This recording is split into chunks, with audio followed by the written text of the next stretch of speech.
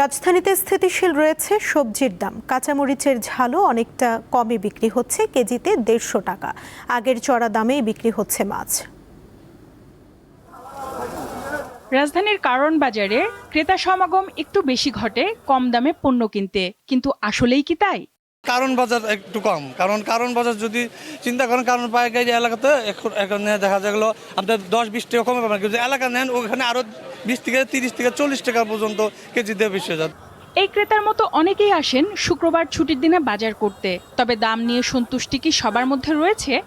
টাকা তো একই, বাজার তো একই আছে, কিন্তু হলো যে আমরা বাজার করতে যখন আসি তখন টাকা কুলায় না আর কি।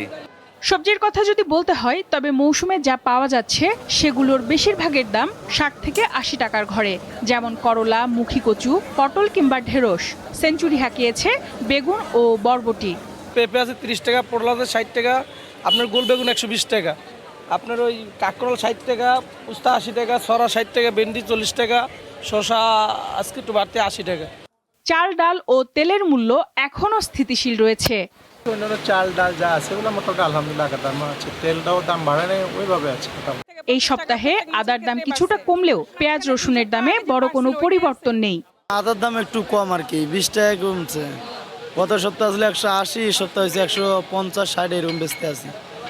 আর পেঁয়াজ আছে 50 টাকা, গত সপ্তাহ 50 টাকা ছিল, সেম এর আছে। রসুনের দামও কমে নাই, রসুনের দাম গত সপ্তাহ যেরকম এই সপ্তাহ এরকমই আছে। সরবরাহ কম থাকায় সব ধরনের মাছই বিক্রি হচ্ছে চড়া দামে। প্রতি কেজি ইলিশ কিনতে গুনতে হচ্ছে সর্বোচ্চ 2400 টাকা পর্যন্ত। বর্তমানে যে মাছের দাম এটা অধিক বেশি। আমি এই যে ইলিশ মাছ নিছি, মানে যেই মাছ হয়তো 1000-1200 টাকা, সেই মাছ এখন 2800-3000 টাকা কেজি। কই মাছ, পাঙ্গাস মাছ, তারপরে মানে তেলাপিয়া মাছ, এইটার কেজি 30 টাকা বেশি। 1 কেজির উপরের মাছ এটি ব্যস্ত আছে 2400, এটি ব্যস্ত আছে 2000। বাজারে এ সপ্তাহে গরুর মাংস বিক্রি হচ্ছে প্রতি কেজি 800 ও খাসির মাংস 1250 টাকায়। সঞ্জিতা প্লাবনী, দীপ্ত সংবাদ, ঢাকা।